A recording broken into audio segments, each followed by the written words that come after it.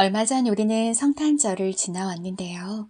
지금까지의 화려하고 풍성한 성탄절과는 너무도 많은 것이 달라진 풍경 속에서 절제하고 기다리며 연애보다 고요하게 그렇게 함께가 아닌 각자의 성탄절을 맞았던 것 같아요. 어쩌면 그래서 그동안 화려함에 빼앗겼던 시선과 마음을 가다듬고 내밀하게 성탄의 의미를 헤아려 볼 수 있지 않았나 하는 생각이 들더군요.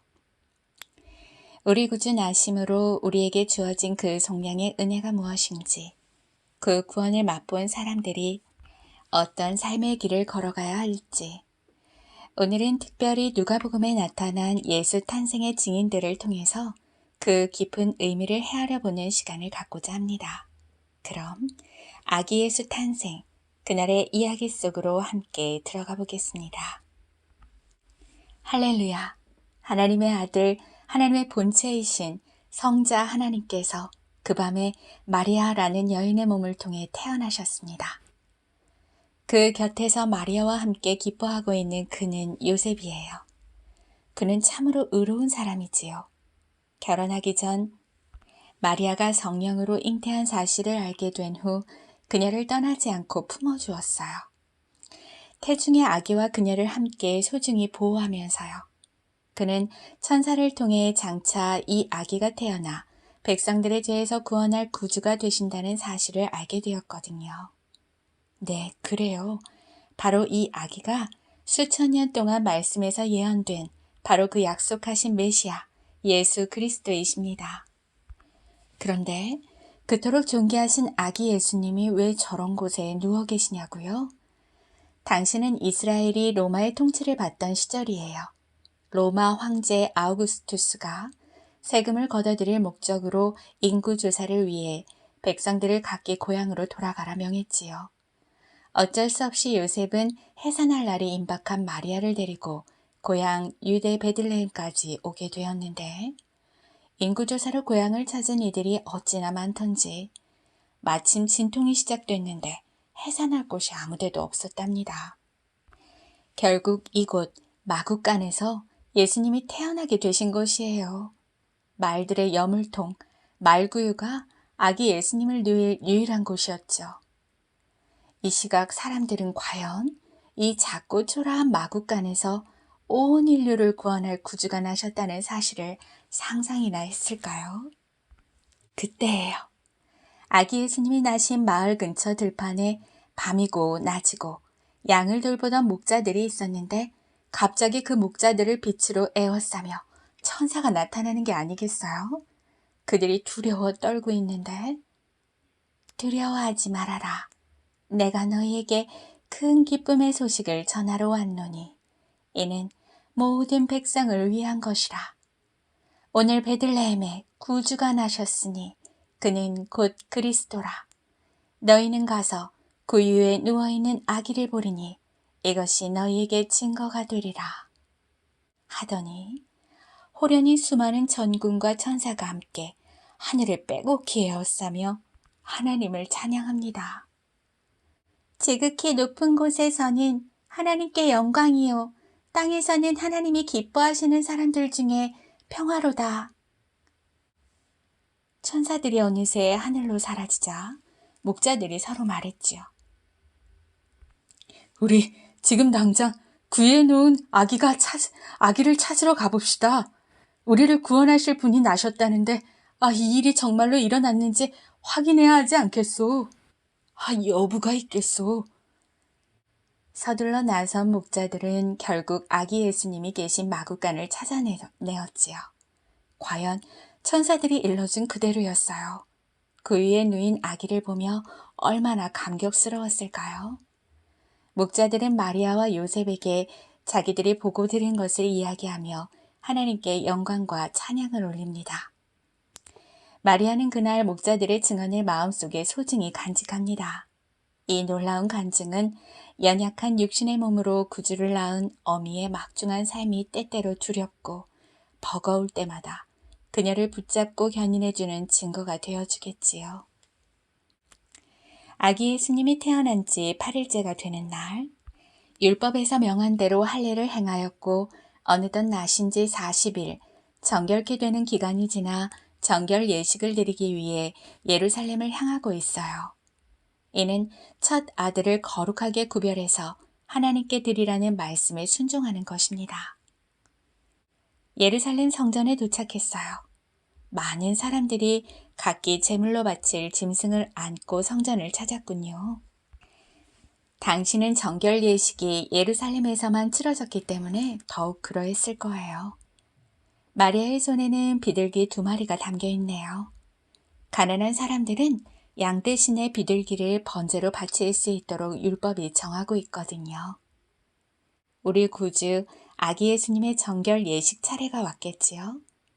예식을 집례했던 대제사장과 종교 지도자들은 부모의 가난한 행색과 어쩌면 들고 있는 작고 초라한 재물 때문에라도 그 아기가 그리스도 메시아라는 사실을 도무지 알지 못했어요. 자신들이 그토록 잘 안다고 자랑하는 율법의 말씀이 수없이 지시하고 있는 인류의 모든 죄를 속량할 단번에 속죄의 제사, 우리 죄를 지고 갈 하나님의 어린 양인데 말이지요. 그렇게 아무도 우리 구주를 알아보지 못한 채 성전을 나서는가 했는데 그때 마침 성령에 이끌려 누군가가 성전 안으로 들어오고 있어요. 그는 예루살렘에 사는 의롭고 경건한 사람으로 오랜 세월 백성을 위로하실 구원자를 기다리던 자입니다. 항상 그의 위에는 성령이 머물러 계셨지요. 이스라엘의 구원을 기다리던 그에게 어느 날 성령께서 약속을 주셨어요. 네가 그토록 기다리던 그리스도를 보기 전에는 네가 결코 죽지 아니하리라. 그리고는 바로 오늘 아기 예수님이 성전에 계신 그 시각 성령의 강한 이끌림으로 성전으로 들어서는데 그가 과연 아기 예수님이 메시아이심을 알아보았을까요? 그는요, 아기 예수를 단번에 알아보고 2팔로 받아 안으며 말했어요. 하나님, 드디어 이스라엘의 위로자가 나셨군요. 이제는 약속하신 대로 이 종이 평안히 떠날 수 있게 되었습니다. 그의 입에서 찬양이 터져 나옵니다. 내 눈이 주의 영광을 보았사오니 이는 만민 앞에 예비하신 것이요 이방을 비추는 빛이요 주의 백성 이스라엘에는 영광이니이다. 마리아와 요셉은 예수님을 한눈에 알아본 시므온 할아버지의 그의 위대한 찬양에 그저 놀랍기만 했어요. 그날 놀라운 일은 여기서 그치지 않았어요. 성전에 또 한 사람 메시아를 단숨에 알아본 분이 계셨거든요. 그분을 빨리 만나보고 싶다고요? 그 전에 그분에 대해 잠시 소개하고 싶은 게 있어요. 그녀의 이름은 안나, 여자 선지자지요. 안타깝게도 결혼한 지 7년째 되는 해에 남편을 잃었어요. 그렇지만 그녀는 무려 84년이라는 긴 세월 동안이나 성전을 떠나지 않고 밤낮으로 금식하고 기도하며 하나님을 섬기고 그렇게 믿음으로 살아냈어요. 역시나 아기 예수님이 성전에 계시던 시각에도 언제나처럼 여전히 성전에서 예배의 자리를 지키고 있었는데 자기 백성들을 속량하실 그분, 평화의 왕께서 아기의 모습으로 안겨 계시는 걸 아니겠어요? 안나는 그 오랜 기다림의 끝에 그분을 직접 배웠는 은혜를 경험합니다. 하나님께 감사의 찬양을 올려드리며 자기와 같이 구원을 기다리며 살아가는 이들에게 이 기쁨의 큰 소식을 당장에 전하기 시작했지요. 그때부터 그 생이 다하는 날까지요. 오늘 누가복음 2장 말씀을 통해 메시아의 탄생을 증거하게 된 이들을 한 사람 한 사람 살펴보노라니 어쩜 하나같이 세상이 바라볼 때에는 작고 초라하게 여겨졌을 인생들을 통해서 주님은 당신을 증거하고 계시구나 하는 생각이 들었습니다. 그리고 그것이 적잖은 위로로 다가왔어요. 모두들 이스라엘을 구원할 왕이라고 하면 시대를 호령하는 왕가에서 왕족의 혈통을 이어받아 떠들썩하게 세상을 지배할 줄 알았겠지요. 그러나 하나님이시면서 인간의 몸을 입기까지 낮아지신 그분이 선택하신 것은 작은 마을 마국간, 말 구유에서의 탄생, 힘없고 가난한 집안이더군요. 온 인류를 구원할 구원자 메시아를 증거하는 첫사람들을 택하심에 있어서도 보란듯이 당시 소외되고 연약한 이들의 입술을 통해서 일하셨고요. 낮과 밤이 없이 냄새나는 양떼 사이에서 살아가며 유난히도 천대받았을 목자들. 일찍 남편을 잃고 수십 년의 세월을 가난과 고독을 벗삼아 살아야 했을 안나. 의롭고 경건했기에 부조리한 세상에서 번민했을 시므온. 그들 자신이 먼저 위로가 필요한 자들이었기 때문에 구원자 외에는 답이 없다는 그 진리를 깨닫지 않았을까요? 주가 없이는 살 수가 없는 인생들이라고 세상을 구원할 자를 더 갈망하고 기다릴 수 있었던 것이 아닐까요?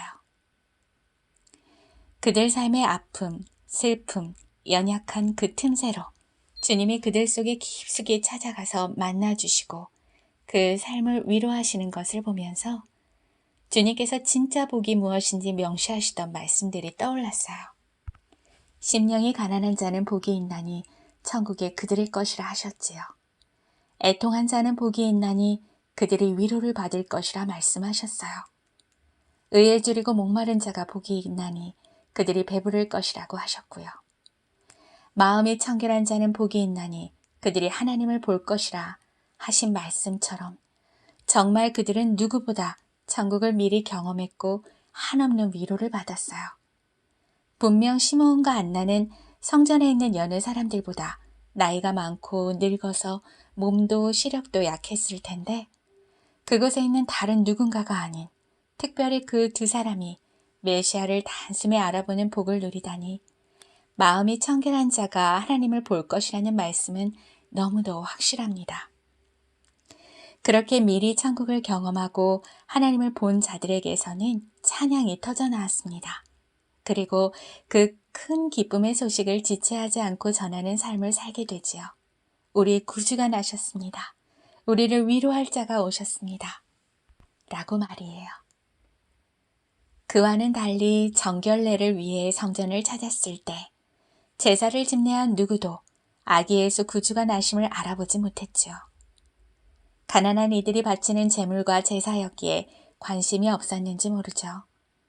그들이 바라는 크고 좋은 제물을 기다리느냐고, 그들이 바라는 시대를 호령하는 세상 왕을 기다리느냐고 진짜 왕, 그 성전의 주인을 무심코 지나쳐버리는 순간입니다.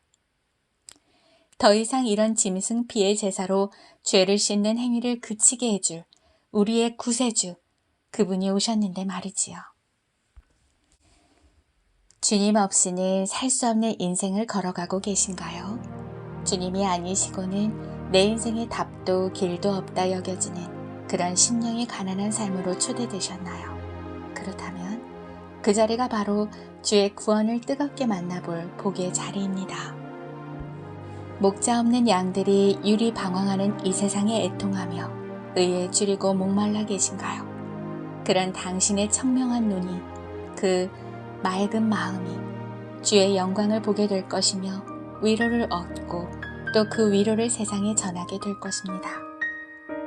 그러니 우리의 이 아픔, 슬픔, 연약함들을 도리어 구주를 온 마음으로 받아 누리고 전할 선한 도구로 삼아 구주를 만나지 못해 진통을 겪는 세상을 향해 내 눈이 주의 구원을 보았다 증거하며 살아갈 수 있으면 좋겠습니다.